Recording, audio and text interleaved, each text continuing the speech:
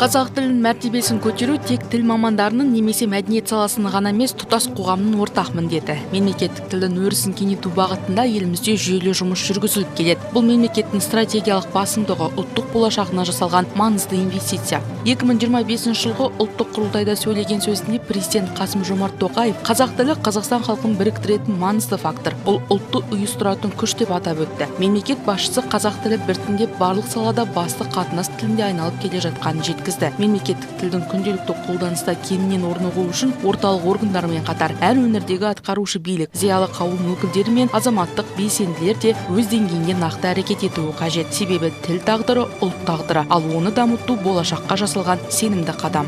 Павлодар облысына мемлекеттік тіл мен этносаралық қатынас тілдерін меңгеруге жан-жақты қолдау көрсетіліп келеді. Аймақта қазақ тілін және басқа да тілдерді кеңінен насихаттауға бағытталған кешенді шаралар жүйелі түрде ұйымдастырылуда. Бұл бағыттағы жұмыстар тек оқыту курстарымен шектелмей, тілге деген қызығушылықты арттыратын мәдени ағартушылық жобалармен де толықтырылуда. Биыл өңір бойынша 1500-ден аса адам мемлекеттік және өзге тілдерді үйренуге арналған тегін курстарды аяқтады. Бұл бастамалар азаматтардың тілдік қабілетін дамытып қана қоймай, олардың қоғамдық белсенділігін арттыруға да ықпал етуде. Сонымен қатар өңірде тіл мәдениетін дәріптейтін шаралар да кеңінен қанат жайып келеді. Тіл шебері, мемлекеттік тіл тәуелсіздік символы сияқты жобалар жастар арасында үлкен қызығушылық тудырып, шығармашылық ізденісті жандандыруда. Мұндай байқаулар тек өнер жарысы ғана емес, мемлекеттік тілдің қоғамдық беделін көтерудің пәрменді құралы. Бұдан бөлек тіл фестивальдері сынды шаралар түрлі этнос өкілдерін ортақ рухани кеңістікте тоғыстырып, ұлттар арасындағы мәдени байланыстарды нығайтуға сеп болып отыр. Бұл бірлік пен бейбітшілік негізінде дамып келе жатқан қазақстандық қоғамның айқын көрінісі. Қазақ тілін үйретуге арналған маңызды жобалар мен байқаулар қатарында тіл керуені, стартап және қазақ тілі онлайн курсы сынды бастамалар бар. Бұл жобалар қоғамның түрлі топтарына, әсіресе жұмыс барысы халықпен тікелей байланысқан негізделген сала мамандарына арналған. Атап айтқанда, стартап жобасы қызмет көрсету саласында еңбек ететін мамандардың тілдік құзыреттілігін арттыруды көздейді. Жоба шеңберінде қатысушылар мемлекеттік тілде сауатты әрі сыпайы қызмет көрсету дағдыларын меңгеріп, кәсіби тіл мәдениетін жетілдіруге мүмкіндік алады. Бұл тек тілді үйрету емес, сонымен қатар мемлекеттік тілді күнделікті жұмыс барысында белсенді қолдануға бағытталған практикалық қадам. Қазақ тілі онлайн курсы жобасы заманауи технологиялар арқылы тіл үйренуге жағдай жасайтын икемді әрі қолжетімді форматтағы бастама. Ал тіл керуені жобасы ауыл аймақтарды аралап, жергілікті тұрғындардың тілдік белсенділігін арттыруға арналған мобильді оқу-ағарту алаңы. Шаралардың қатарында кәсіпкерлер мен шағын және орта бизнес иелеріне арналған семинарлар да бар. Мысалы, көрнекі ақпарат сауаттылығы баршаға ортағы сәтті семинар кәсіпкерлердің тіл заңнамасының талаптарын орындаудағы жауапкершілігін арттыруда. Сонымен қатар түркі тілде жазбалар күніне орай өткізілген түркі өркениеті, тарих шындығы және бүгінгі көзқарас конференциясы түркі әлемінің рухани мұрасын жаңғыртуға ықпал етті. Облыста мен қазақша сөйлеймін, жарнама тіл тазалығын көрінісі сияқты байқаулар мен акциялар жоғары деңгейде өткізіліп, жастардың белсенділігі байқалды. Сондай-ақ оларды жарнамалар мен қоғамдық орындардағы мәтіндердің сауатты жазылуына ынталандырады. Бұл жобалар тілдік дағдыларды дамытып, қоғамда тіл мәдениетін қалыптастыруға септігін тигізді. Алдағы уақытта тіл жанашыры, жас ақындар арасында өтетін толғауы 90 қызыл тіл, сондай-ақ этнос өкілдері арасындағы 100-ден жүйрік байқаулар ұйымдастырылып, көп этносты қоғамдағы тіл бірлігін нығайтуға бағытталады.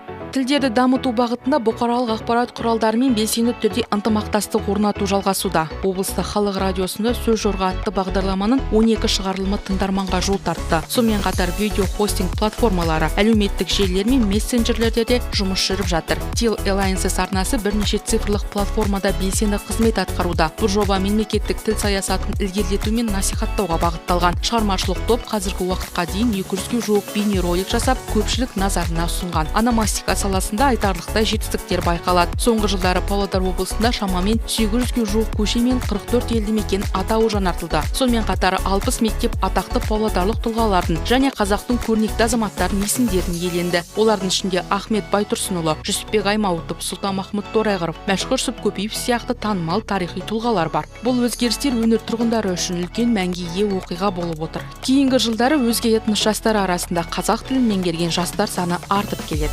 Біздің елде осы қазақ тілді меңгеріп білу бұл үлкен жетістік деп санаймын.